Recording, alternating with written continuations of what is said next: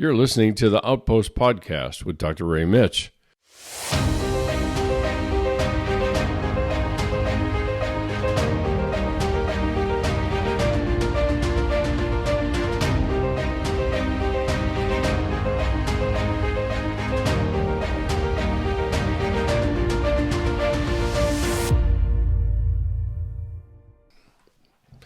Well, welcome everybody to another edition of the Outpost podcast. I am Dr. Ray Mitch, your host. I'm so glad that you've taken some time out of your busy first week of the year, perhaps. Maybe if you're one of those ambitious types that listen in as soon as you possibly can, which I can't really imagine why, but this is New Year's Eve, and we are on the last day of the year. I don't need to tell anybody that.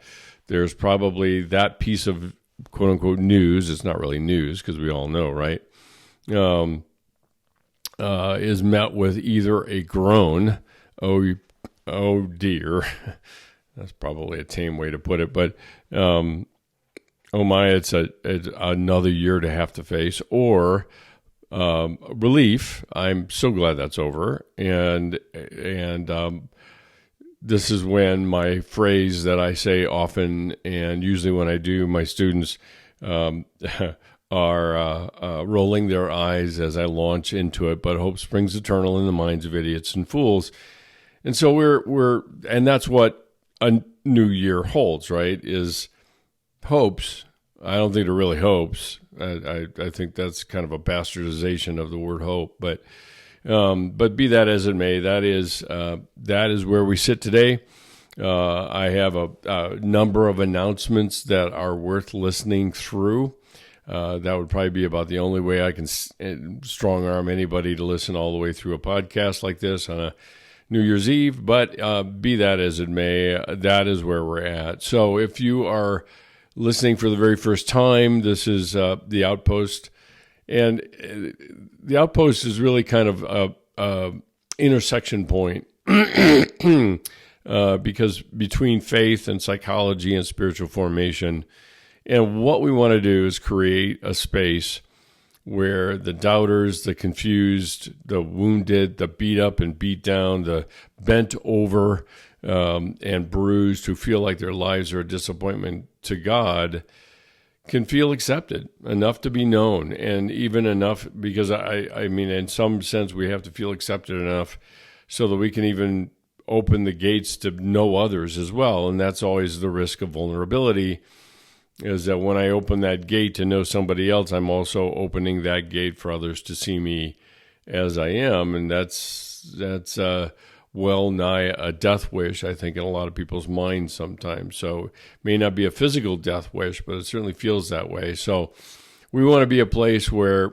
in this podcast that people can meet the biblical Jesus as he is, not as they've been told he is, and can discover who he really is according to him. I think presumably if any of us get our dander up with somebody defining us for themselves and by their own definitions rather than allowing us to do it ourselves, we'd get pretty upset. And I think we do that oftentimes with Jesus as well. So the Outpost is really the voice of SGI, the Stained Glass International, and its mission is to equip, encourage, and empower the next generation to live authentically in relationship to Jesus, others, and themselves. And we seek to develop what I call outposts for the heart and communities for the soul. And I feel, and I hesitate to use the word hopeful, but I feel positive, let me put it that way, because I don't like using words inappropriately, but I feel positive about the chances of us being able to plant outpost communities, outpost groups, in and around the Denver area, maybe even beyond that, Lord willing. So the other ministry, if you will, or the other kind of initiative that SGI has is sponsoring and leading silent retreats for young people, and that is in this area here in Colorado, which isn't too bad of a place to visit. and then again, I am looking always for opportunities to host other silent retreats, to introduce people to silence and solitude as the ancient spiritual practices that they are. They have been a part of our faith since the earliest days, even. Jesus exemplified these same things, and I think we can, in good company, take on doing something like that. So all of these things are the held within the bucket, if you will, of SGI, the Stained Glass International. And we can be found, our digital home is at sgi-net.org.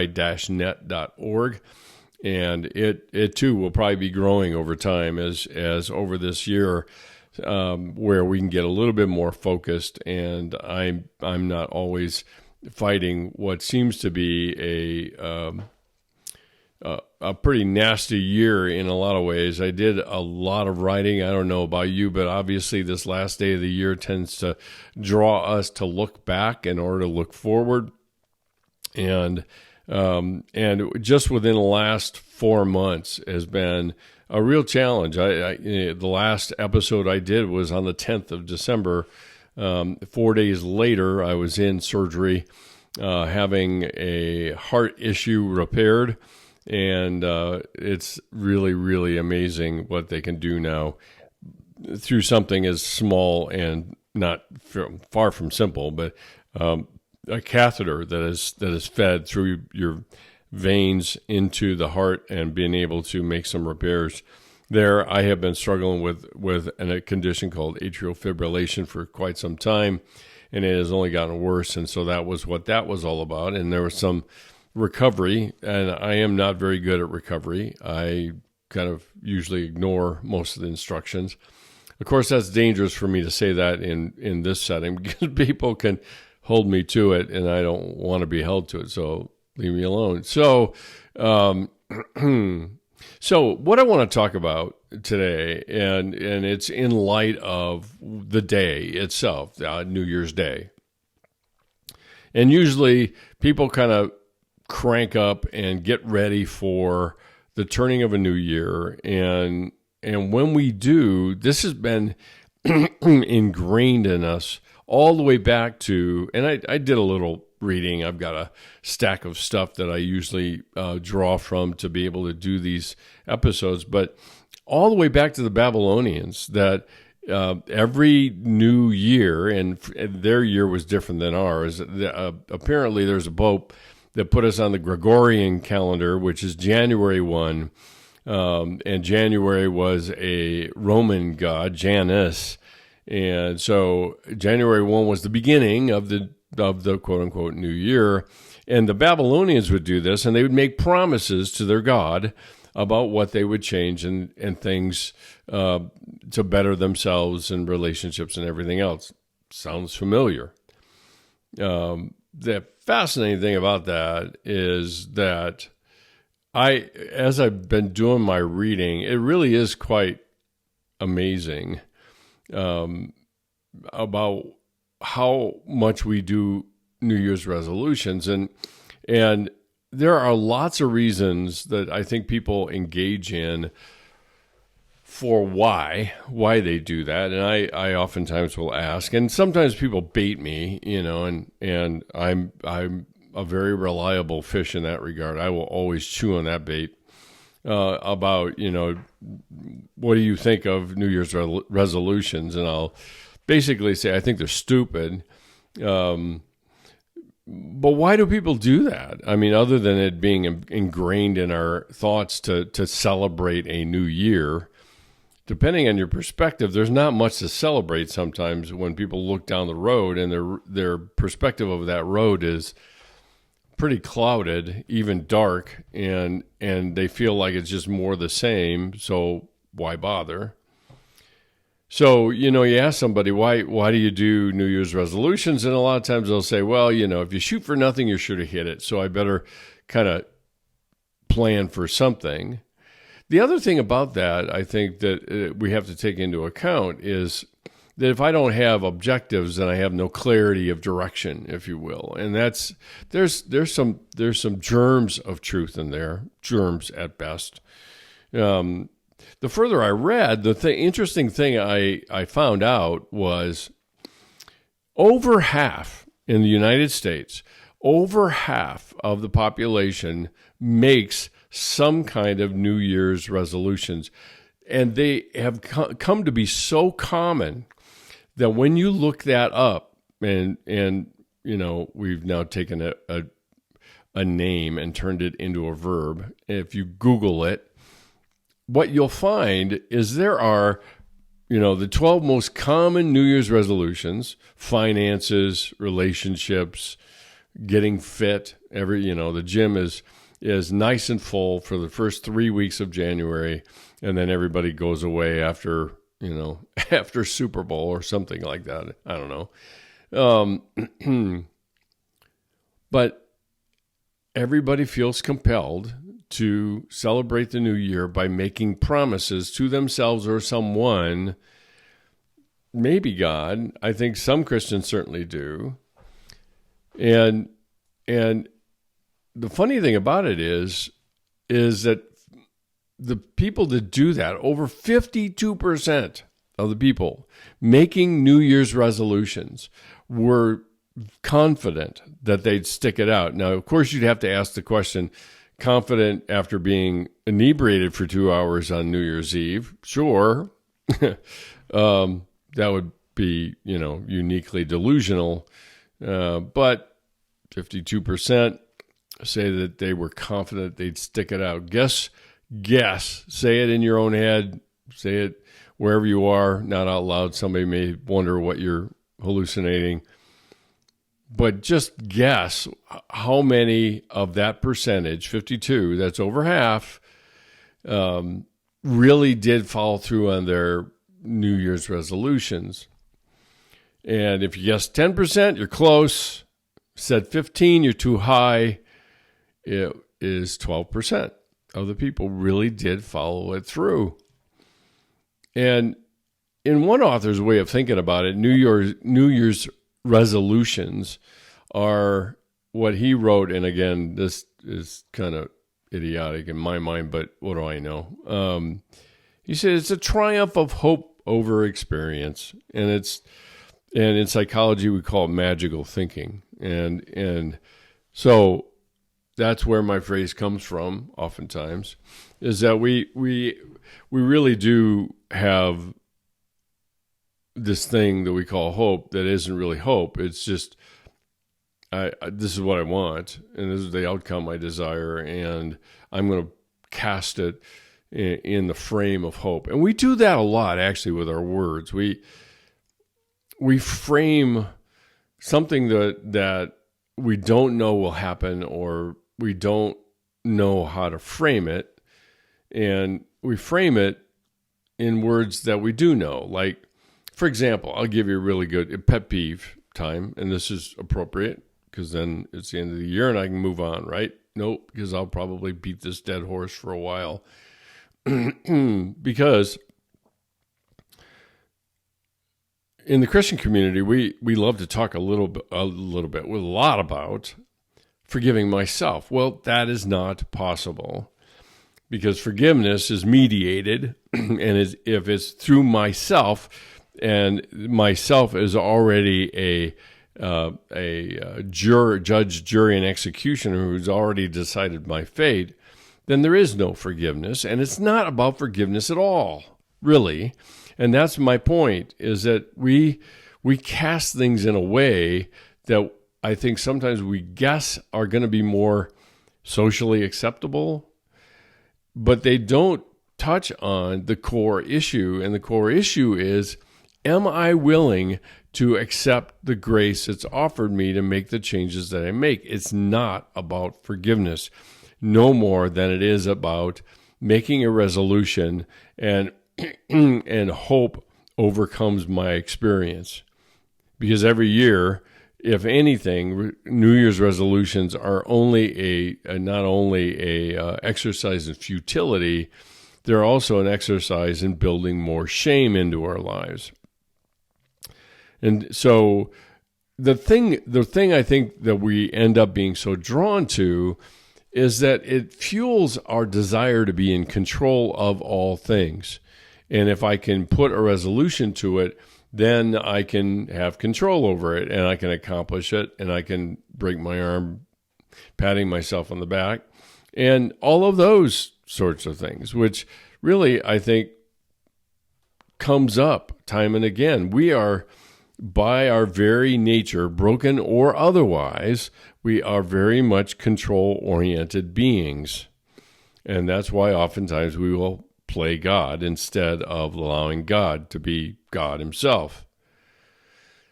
It's about control because control's safer. And resolutions allow me to set a goal in mind. I hit that goal and I can feel better about myself rather than whether I make that goal or not is not the point. The point is I'm loved as I am. And we have so distorted and so blown that up that is not a motivation to being loved as I am. I think I have to add something to that. So it's being loved and performing. It's being loved and meeting people's expectations. It's all of those things. And so the bigger topic, the topic I talk about all the time, I know, not only the whole idea of grace, but also, which I just finished for a whole semester of talking about shame. And shame gains its greatest strength and power by never being named. By never being named. And that's particularly true in our lives where we lack the vocabulary, we lack the understanding, we don't frame it. And I've used that word a number of times. I believe, and I see this being a psychologist, is that how I frame the world is how I know the world. It's not a matter of what the world really is. I have to frame it somehow. And when I frame it, what do I use? Words.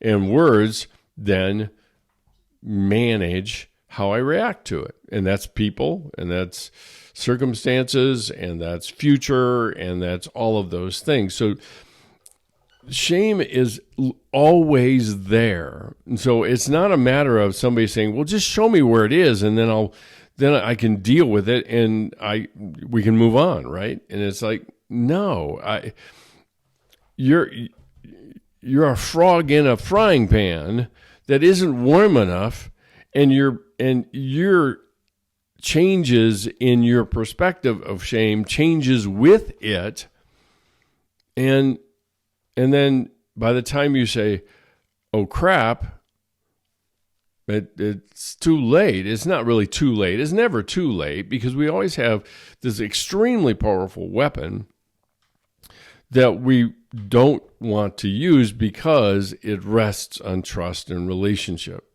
And I might add uncertainty. And we really don't like uncertainty. So shame, it should really come as no surprise to us that the very thing that contributes to our sabotage against the thing that appears to be our enemy, shame, and the enemy of shame can be negative self-talk, what some people might refer to as head trash, or whatever you want to call it. We use it against it, if you want to put it that way, if that makes any sense. Let me give you an example. Here's a good example. I have coming up on 2 years old, my youngest grandson. His name's Henry. And it would be very much like me giving Henry a hammer, okay? And I'll make the translation for you in a second, but a hammer, okay? And what happens for a 2-year-old that has a hammer is everything around him becomes a nail. So, Murphy becomes a nail, and the cats become a nail, and the coffee table becomes a nail, and mom becomes a nail in her knee, or any number of things. everything becomes a nail. So we get focused on the tool that we use rather than the need that we have. And so what's the parallel here, or how do I translate that? So in this sense, when I have a problem in my life and shame is part of it, I use shame to address and to attack the nails in my life, the addictions, compulsions, the relationships, the savior complex, all of those things. And ultimately, it's all behind it. So if I'm going to use shame to fight shame, what are my chances? Like 1 in a million. I'd say 0 in a million, just to sidestep the phrase from Dumb and Dumber. You mean 1 in a million? You mean that means I have a chance? It's like, yeah. But it's ironic. We get fooled into believing, and that's the voice, that's the whispers of shame. We get to use shame against itself and hope that it works. And it oftentimes when I talk about this, I am reminded of the definition of insanity. I don't know who said it. I think that's been lost to the annals of time. Sometimes I've seen it be attributed to Albert Einstein. I'm not sure who said it, but everybody knows it, right? The definition of insanity is doing the same thing over and over again, expecting different results. That is us with shame. And the remarkable thing for us as Christ followers is it never occurs to us, or it occurs to us, but it's such an uncomfortable topic to use grace against it instead of force on force. It never really occurs to us, it seems. And so I would suggest that if you're going to a party or you're hanging out with friends tonight and somebody says, "So what's your New Year's resolutions?" Excuse me. You'll see a remarkable display of insanity shown you tonight with those New Year's resolutions. And that's something to keep in mind, I think, is we engage in New Year's resolutions for our benefit, not for the benefit of any achievement, because we want to feel like we're in control. And that's it rarely works that way. And if anything, by the time we get around to it, by the end of January or early February, and these things have gone by the wayside, and we're saying, well, there it is again. I blew it again. I can't do it right. And the shame is sitting in the corner, rubbing his hands and saying, I got him. And that's the story of year after year, nothing changing. And I see that, like I said, name your problem, whether it's an addiction or whatever it might be. There's this vicious cycle that people get caught in, and the engine behind it is shame. So what do we do, right? I mean, why to leave you hanging? This is the last day of the year, and you're looking at a clean, quote unquote, clean slate. It's never clean. It has shadows of all sorts of things left over from 2023. But what should we do? And maybe it isn't so much what we should do as what we should cultivate in ourselves in 2024. The cultivation factor. I mean, and this is exactly when you listen to what I'm about to say, you'll say, and that's why I don't do it, because it's just too complicated. Making a resolution, not keeping it, that's nothing new. I do that all the time. As a matter of fact, every year. And but so think about it. Think about and it is very oversimplified. I don't profess to, I didn't stay If you ever listen to the commercials, I didn't stay at Holiday Inn Express last night, and I'm not a farmer. But if you really boil down the very essence of the farming process, it happens every year for people that do gardens or anything else. And, it starts with cultivating the ground and preparing it. You throw plants into a ground that is not prepared. Ironically, Jesus spent some time talking about this and the soil, the different soils on which his words fall on, if you will. That same thing is true. So we have to cultivate and prepare the ground. My wife is a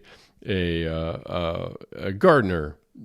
She enjoys it, and that means I am the free labor to move dirt and get other things put in place for the garden that most of the stuff that comes out of it, she enjoys. I don't. You might say, well, it's a labor. It's a labor of love for sure, because I know how much she enjoys it. So we cultivate and prepare the ground. We plant the seed.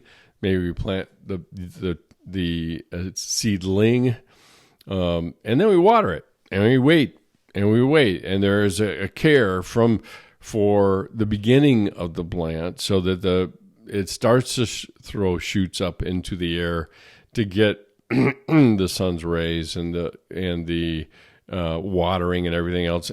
Ultimately, we have to get rid of the things that interfere with the seedling, or it'll kill them off, and it chokes them off. And literally, Jesus was talking about this as well. And so we continue to water, we continue to cultivate, and as the plant grows, we do more of the same and do it again and do it again. And then finally, there comes a harvest, and we enjoy the fruits of that harvest. And that's that's what cultivation is. We want to plant the seed, wait till it harvests, then we're good to go. And I don't have any work in between. And I think that's what we miss is that it's not about what resolution I make. This is resolved to accomplish certain things with willpower and control and everything else. But what is it that we need to cultivate? What kind of being, instead of doing, what kind of being do I need to cultivate in myself? So there are a few keys that I came up with just to think through. And just to give you, again, some context here, when I come to the conclusion of the Shame and Grace class, I usually will do one last lecture called Living Free. And this year was no different. And there were a number of things that I talked about during that time. And I want to highlight a few of them for you, because they all come together in the nature of what we're talking about here with this podcast. Is what are the keys to cultivating my being rather than producing my doing? Okay, and so one of the biggest keys, and I'm picking just a couple out here, is managing expectations, because one of the biggest sabotages that exists in how we manage the cultivation of who we are, the development of who we are. One of the biggest challenges is the expectations we have, and the expectations are oftentimes we don't know we have them until they go unmet. Every semester, students come into my class knowing what I'm going to ask at the very first day of class. And it is, what are your hopes and expectations for taking a class like this? And a lot of them say, well, I have no expectations, which is not true. They don't know that. But I know from just having returned from the end of a class, it's like, this certainly wasn't what I expected. I don't know what I expected, but this wasn't what I expected, which means that I do expect something. I just haven't articulated what that is. And so the key to cultivating our being, the nature of who we are, rests in examining our expectations. And we have to manage them. The thing that connects up with at the very beginning when I was talking about the hope idea is we have to resist the temptation of using hope to avoid or deny reality. I see this in relationships all the time. It's like, I'll give this person another chance, and I hope that they will change in whatever way they said they would. Well, that's using hope to deny reality. If I've already seen over and over again the nature of the person's reactions and their consistency across those kinds of reactions, then hope blinds me to having the kind of limits or boundaries I need to have. And I don't want to do that, and I'm not willing to admit that I don't want to do that, so I'll just hope. And we get bit. We really get bit by it, and with disappointment and things like that. The other aspect here with expectations is don't use your expectations to manage other people. If you're not going to take the time to identify what your expectations are, but then it comes out in the questions you ask or the statements you make, and the other person walks away dejected, saying, well, I guess I never get it right because I'm not hitting the target according to me. And since I'm not hitting the target, then I'm doing something wrong. Well, the other person may not even know what the target is. They just know what it isn't. And that's not a definition. So the other part of this that I think has to be addressed in terms of managing our expectations for the future and going into the future is preparing for disappointment and being disillusioned. That is, unfortunately, a part of being human. We have imagination. The problem is we condemn our imagination rather than condemning the nature of the world that we live in and how broken we are and how broken the world is. And we are, excuse me, we are going to have disappointment. I got to take a drink here.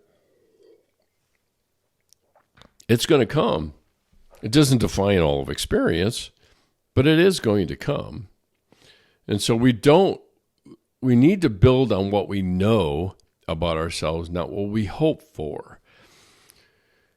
That does not mean, let me be real clear, that doesn't mean you don't have a plan or you don't have some targets that you're going to shoot for. Absolutely. That doesn't deny that. So don't run out on the other end and say, oh, I just heard this person say that we don't have to have any targets, or we don't have to try to accomplish anything. It'll, quote unquote, just happen. No, it won't. We still need goals. We still need targets to shoot for. At the same time, I'm not going to use those targets to obscure the reality of what my challenges are going to be and how I probably won't hit the mark right away. I mean, very few people that I know who remember back to the time of learning how to ride their bike will not have had a crash at one point or another. And yet we get beyond it and get proficient at it, and then we think it's all flawless from here on in. And we end up falling into a more of a perfectionistic mindset, if you will. So it's not about cultivation, it's about production. And that's what gets in our way, certainly, in our expectation about how things should go. And that's the key word, is should. So there's that managing our expectations. The second thing I want to just highlight again is, what about the direction of your heart? And I've been mulling this over, I don't know, for the last few days as I've been thinking about getting ready to say this, but direction oftentimes determines my destination. Direction determines my destination. If I go in a direction, positively defining where I want to go, then I probably will get there. On the other hand, if I say I know what the destination is, but I'll meander my way there, I probably won't accomplish it, right? So direction determines destination, not intention.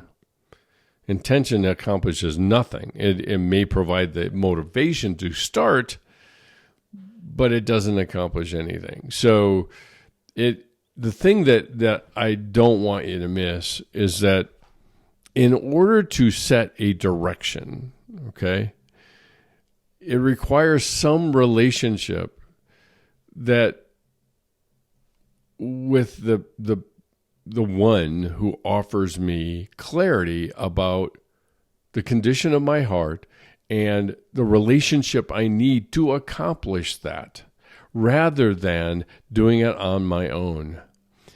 I have one of the assignments that I give students in the Shame and Grace class is a self-study, the operation, what they've learned about shame and how it's operated in their own lives, and then also just how grace operated in their lives and what they have seen and how does it enter into their relationship with God and things like that. And time and again, I have said, and I made this comment to my wife just last night, is how many people, and I think that includes all of us at one time or another on this journey, is that shame has seeped its way and metastasized its way into our relationship with God. And so we make God in our own image, as Blaise Pascal famously said, God made man in his image and man returned the favor. So we make God in our own image, and he becomes every bit as fussy and narrow-minded and compulsive and demanding and punishing as we are. And that is what sabotages our relationship with God, because the God we're relating to is not the God of Scripture revealed through Jesus Christ. It is us. It's us. And this God, me being God, will always let me down. It will always let me down. I think we all inherently at some level know that. So the problem is determining my direction, my posture. It's not about something I achieve by June. It's how do I achieve that today? What is the direction or the posture of my heart?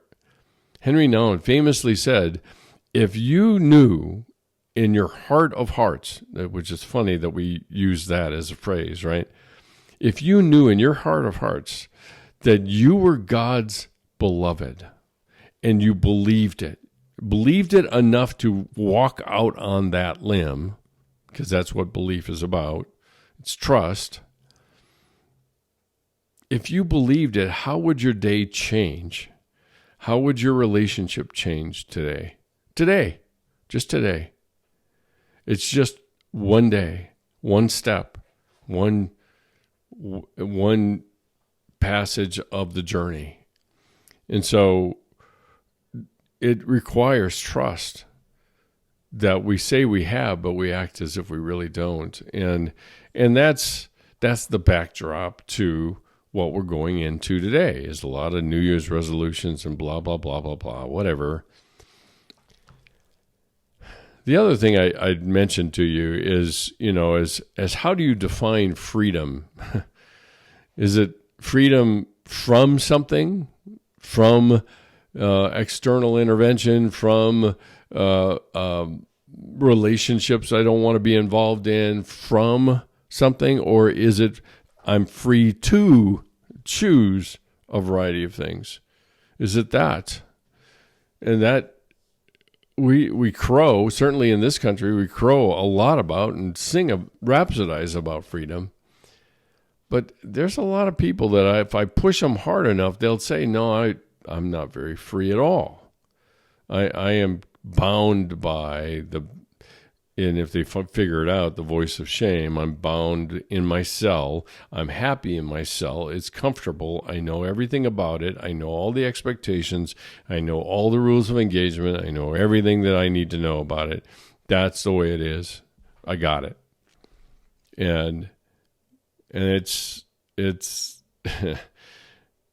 freedom to choose to leave the cell, right? Versus freedom from anxiety or discouragement or things like that. And so there's just more to that, and I certainly will be releasing that at a future point in time. So that's it for today.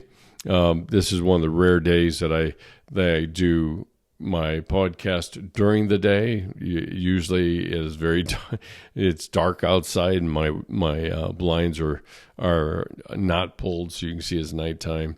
But so some end of program reminders here that I always do.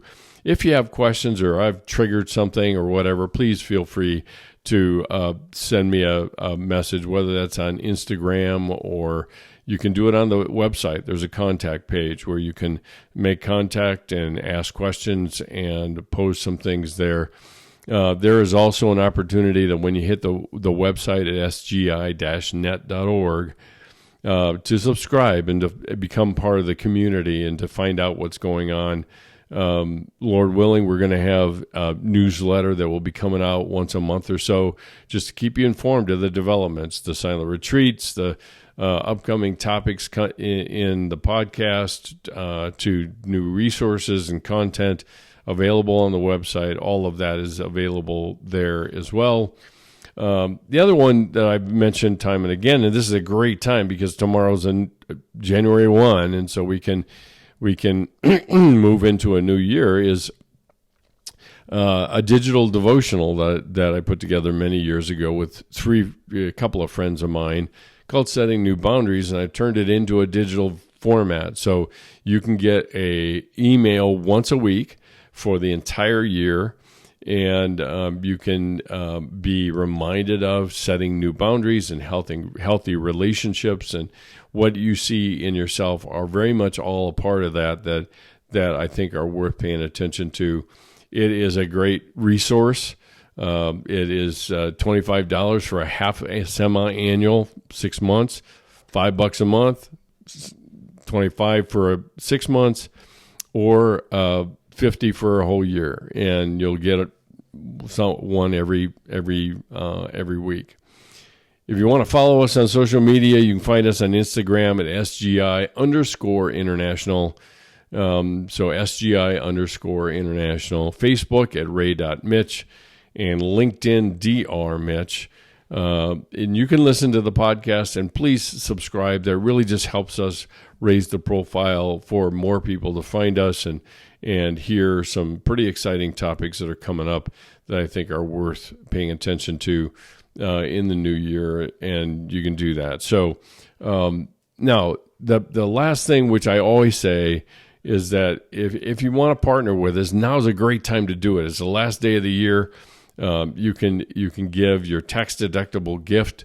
That helps us to meet our funding goal of $7,000 to fund and support students and young people to go to silent retreats that are coming up this spring. We have two in April, one in May that's coming up, and so we need all of the support and financial support that we can get in order to keep that scholarship fund at a healthy level that allows us not only to manage the general expenses of running a tiny ministry like this, but also just to put on the silent retreats and make that possible. So all of your gifts are tax deductible, and you'll receive a summary receipt at the end of the year.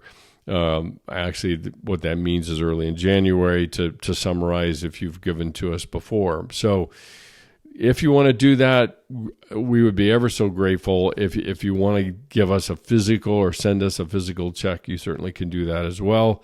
Just send it to SGI, P.O. Box 322 East Glen, Colorado. 80601 is the address for that. So please join us in that regard and help us out in that regard as well. Oh, I'm sorry, 80614, not 80604. So now, one last thing, and this is what hopefully will make this worth your while listening in. There are some big items coming up. Probably one of the first ones is a podcast on which I was the guest. It's a former student, a guy by the name of Josh Korak, that is a therapist here in Broomfield, and he has a podcast called Care with Korak. It's Korac, and you can find it on iTunes or Spotify, or you can come to the website at sgi-net.org. I'm going to get good at saying that over and over again. So you can go to the Outpost media page, and at the very bottom, you'll actually be able to listen in to what that interview is about. I talk a little bit about grace and shame, and those seem to be the major topics of my life right now. So there's that. That's one thing. If you want to find out more, you want to listen to it, it's on the website. You can listen to it there, or you can find it on iTunes or Spotify, whichever. So the big bogey on the radar, and it's approaching fairly quickly, is the brand new book that I am publishing called Seasons of Our Grief. The publication date will be January 16th, 2024. And so you can pre-order. The link will go live on our website at sgi-net.org. And you can pre-order all the way up to, and then of course it goes live on the 16th. So that's a big deal. It's been 3 years in the making. There's been a lot of blood, sweat, and tears, literally, that have gone into doing that book. There's more to come.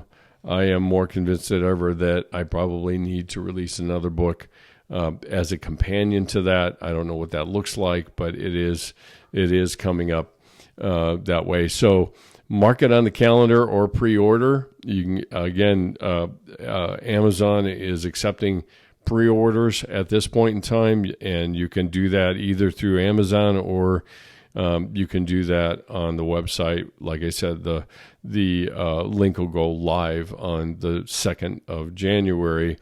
If you're looking it up, the one reminder I would have for you is that there is a book called Seasons in Our Grief, and this is Seasons of Our Grief, and of course, including my last name, will bring it up for you as well as my other grief book, and that's Grieving the Loss of Someone You Love. So, Seasons of Our Grief, and spell my last name right. A lot of people say, I can't find it, and it's because they didn't put the S in my name. So Mitsch. So there's that. There is a big emphasis, like I already mentioned, of over the early months of the year in 2024 to develop and continue to develop and grow our scholarship fund for the silent retreats. And so what the other thing I have just to go along with that is in the month of January, the 4 podcasts of January will be devoted to grief and loss, and each season that are portrayed in my book. So if you know somebody that's going through that, and send them to listen to it. It will come out on Monday morning each week, Lord willing. And so that's going to be a companion to the book, The Seasons of Our Grief. What you will find, and I'm not going to steal the thunder of it too much, but what you will find is a very different format. It's different than you would expect because it's not me teaching. It is me storytelling, and I wrote it specifically for a younger generation of readers because I think that probably would speak to them more than just what I call propositional teaching kinds of stuff. So those two things are coming up in January with the grief and loss emphasis. The book launch is going to be on the 16th, and there will be other announcements and things that either if you subscribe to the newsletter that will keep you informed of what's going on there and what other marketing efforts we're engaged in to try to raise the profile of the book and have more people be exposed to what's in it. The other thing is, as I said, is to continue to develop our scholarship fund. And what I have, and I want to show you is, and if you're just listening to the audio, then you may want to go to the website just to see it. But I've developed something that I think is kind of fun. I am an armchair graphic designer, and it's very basic. If I were a golfer, I'd be a duffer. But that's what this is. Let me hold it up to the camera so you can see it. It's a little window or water bottle sticker. It is available for order, and I'll hold it up there real close so you can see it nice and clear. And on it says at the top, esse quam videre, and it's a Latin phrase that means to be rather than seem. And that's what that phrase is. And so second line below it says Outpost for the heart. And then, of course, it's portrayed with a small outpost and sgi-net.org. So if you want to put that anywhere that other people can see and prompt some questions, you can point them in our direction. These are $5 on the website. That will go live for request and mailing the January 2nd as well. There's a number of things going live on the 2nd of January that you'll find there. So, excuse me. So there's that. That's the sticker. It is 4 inches in diameter. This one's a little small. But I will, we're going to get a whole nother set here. This is a 3-inch one that I have, but we'll have a 4-inch one that if you'd like to have a smaller one, you're welcome to it as well.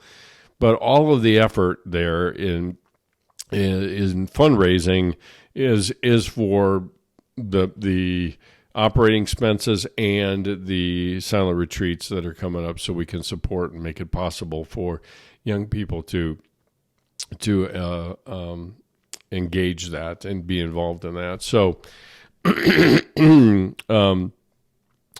think that's it. Goodness, that's enough of the housekeeping stuff. If you're interested, just like I said, DM me on Instagram or anything else on the website at sgi-net.org. We'll get that nailed down in your head one way or another.